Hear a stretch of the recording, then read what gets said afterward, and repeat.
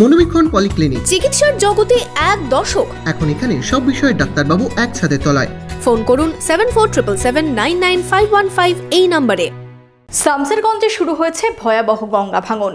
ঘর বাড়ি ভিটে মাটি হারিয়ে আশ্রয়হীন হয়ে পড়েছে বহু পরিবার, যাদের ঠাঁই হয়েছে খোলা আকাশের নিচে।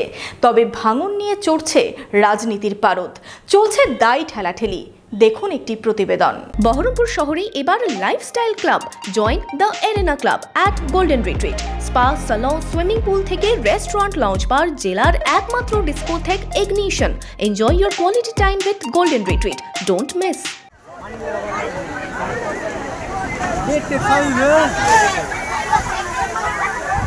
ফের ভয়াবহ গঙ্গা ভাঙন শুরু হয়েছে মুর্শিদাবাদের শামসেরগঞ্জে।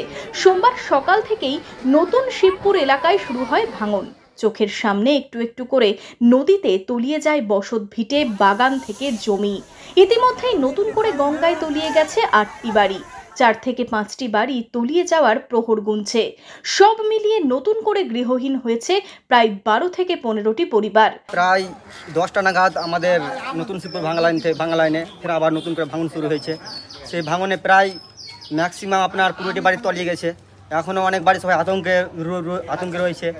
আমরা এখানে আজকে আপাতত যাদের বাড়ি তলিয়ে গেছে এবং যাদের বাড়ি ভাঙচুর হয়েছে, মানুষ সব আতঙ্কে আছে, কোথায় যাবে দিশেহারা হয়ে আছে। এখনও কারো বাসস্থানের ব্যবস্থা হয়নি। হ্যাঁ, প্রশাসনেরা এসছে, প্রশাসনরা ব্যবস্থা করছেন এবং আমরা যাদের বাড়িঘর পড়ে গেছে এবং যারা আতঙ্কে আছে তাদের জন্য আমরা অল্প কিছু সেখানে আমরা খাবারের ব্যবস্থা করছি। বাড়িঘর তো এখন সব টানার ব্যবস্থা নিতে হবে, সব জিনিসপাতি সব হাঁড়ি পড়ে গেলে গঙ্গায় আবার পাওয়া যাবে না, বাড়িঘর সব ভাঙতে হবে।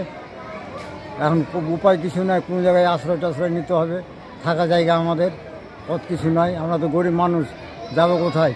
আমাদের তো কোনো হাত পা নাই বা দোকান হাত জায়গাও কেনার পয়সা নাই আমাদের কাছে, আমরা ওটা কিনতে পারবো না। এখন ওই ব্যাপারে আপনার এখন গঙ্গা ভাঙন আবার কতক্ষণ ভাঙবে বলতে পারছি না, কতক্ষণ চলবে আপনার গঙ্গা ভাঙনটা। কতটা ভয়ের মধ্যে রয়েছেন? ভয়ঙ্কর, অতিরিক্ত ভয়ঙ্কর চলছে।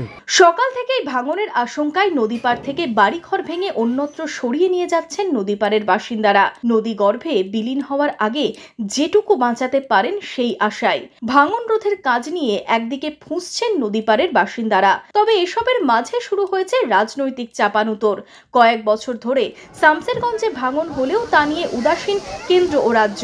এই নিয়ে কেন্দ্র ও রাজ্য সরকারকে দুষছেন কংগ্রেস নেতৃত্ব। রাজ্য সরকার বা কেন্দ্রীয় সরকার কারোর কাছ থেকে শামসেরগঞ্জের এই ভাঙনের জন্য কোনো রকম সাহায্য সহযোগিতা সেখানকার মানুষ পায়নি। একের পর এক, হেক্টরের পর হেক্টর জমি গঙ্গা বক্ষে বিলীন হয়ে যাচ্ছে, বাড়িঘর তলিয়ে যাচ্ছে, মানুষ সর্বশান্ত হচ্ছে, মানুষ অন্য জায়গায় চলে যাচ্ছে। এই মমতা ব্যানার্জি বললেন 100 কোটি টাকা আমি দেবো, আমি বরাদ্দ করছি। কোথায়? দুটো গুল্লা উড়ে গেল, 1 টাকাও কপালে জুটল না। এই সমস্ত বিবৃতি চলছে। কেন্দ্রীয় সরকারের যেমন উদাসীনতা আছে, রাজ্য সরকারের উদাসীনতা আছে। মানুষ সর্বশান্ত হচ্ছে, দেখছে তামাশা দেখছে। ভাঙন নিয়ে বামেদের দাবি, এই সমস্যা সমাধানে কোনো পদক্ষেপ নিচ্ছে না কেন্দ্র বা রাজ্য। রাজ্য সরকার টাকা বরাদ্দ করলেও সেই টাকা জলে যাচ্ছে। তাদের দাবি, ভাঙন দুর্গতদের উপযুক্ত ক্ষতিপূরণের সাথে দেওয়া হোক উপযুক্ত পুনর্বাসন। রাজ্যে এবং কেন্দ্রে যে সরকার দুটো আছে, সেই দুটো সরকার এই ভিটে মাটি উচ্ছন্ন হয়ে যাচ্ছে, যে মানুষগুলো যাদের নদী গর্ভে চলে যাচ্ছে, এই ভয়ঙ্কর সমস্যাকে তারা সমস্যা বলে মনে করছে। ভাঙনে ক্ষতিগ্রস্ত মানুষ ভিটে মাটি ছাড়া হয়ে যাচ্ছে, অবিলম্বে এদের ক্ষতিপূরণ দেওয়া দরকার। আর সরকারিভাবে তাদের সাহায্য করা, সরকারিভাবে যে ঘর বাড়ি পাই সেগুলো দেওয়া।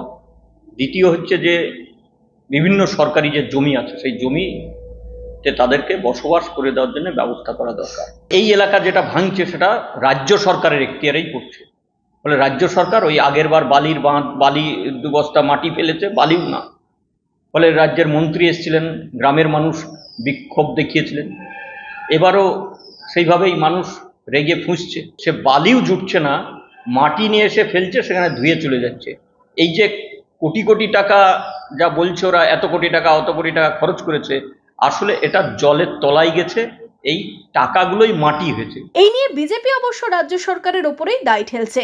ভাঙন হলেও রাজ্য সরকারের হেলদোল নেই বলে দাবি করছে বিজেপি। ফি বছর এখানে গঙ্গা ভাঙন হচ্ছে, হাজার হাজার বিঘে জমি তলিয়ে যাচ্ছে, গবাদি পশু চলে যাচ্ছে, মানুষের যে বাড়ি, যেটা মানুষের আশ্রয়স্থল, সেই আশ্রয়স্থলগুলোও আজকে হারিয়ে যাচ্ছে। দোতলা বাড়ি, তিনতলা বাড়ি, একতলা বাড়ি, সাধারণ খেটে খাওয়া মানুষের, গরিব মানুষের ঝুপড়ি বাড়ি, সমস্ত বাড়ি আজকে সেখানে তলিয়ে যাচ্ছে। রাজ্য সরকারের কোনো হেলদোল নেই।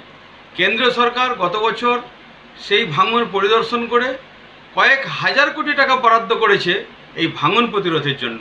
কিছুটা সাময়িকভাবে বালির বদলে মাটি, বোল্ডারের বদলে বালি এসব দিয়ে মানুষকে আশ্বস্ত করার চেষ্টা করে। কেন্দ্র টাকা বরাদ্দ করলেও রাজ্যের পূর্ত দপ্তর বলুন বা সেচ দপ্তর বলুন, তারা এই ভাঙন প্রতিরোধে কোনো রকমের আগ্রহ প্রকাশ করে না বা আগ্রহ দেখায় না। সাধারণ মানুষের এদের কোনো চিন্তা নেই।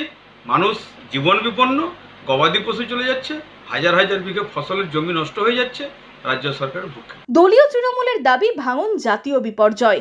রাজ্য সরকারের পক্ষ থেকে এলাকায় ভাঙন প্রতিরোধের কাজ হয়েছে। এটা অ্যাকচুয়ালি জাতীয় বিপর্যয়। এটা 2020 সাল থেকেই চলছে। আমাদের সেই পরিপ্রেক্ষিতে মাননীয় মুখ্যমন্ত্রী মমতা বন্দ্যোপাধ্যায় সেটার দিকে দেখে প্রায় 100 কোটি টাকা টেন্ডার করেছিল এবং আমরা বিগত দিনে দেখলাম যে ভোট পারপাসে 3 থেকে 4 মাস মতো কাজ বন্ধ হয়ে যাওয়ায় আমরা কিন্তু পরিপূর্ণ সেই কাজটা করে তুলতে পারিনি। তারপরেও এখানে যে ভাঙনটা শুরু হয়েছে সেখানে কিন্তু আমাদের যথেষ্ট হারে কাজ হয়েছিল। সাদা বস্তা থেকে শুরু করে আমরা পিচিং বস্তা, কালো বস্তা দিয়ে যথেষ্টভাবে সেটা আমরা মেরামতির কাজ করেছিলাম। আর কত বাড়ি, ঘর, জমি, বাগান নদী গর্ভে তলিয়ে যাবে জানা নেই কারো। তবে প্রতি বছরই ঘরছাড়া হতে হচ্ছে শামসেরগঞ্জের নদী পাড়ের বাসিন্দাদের। Bureau report, imagine community media.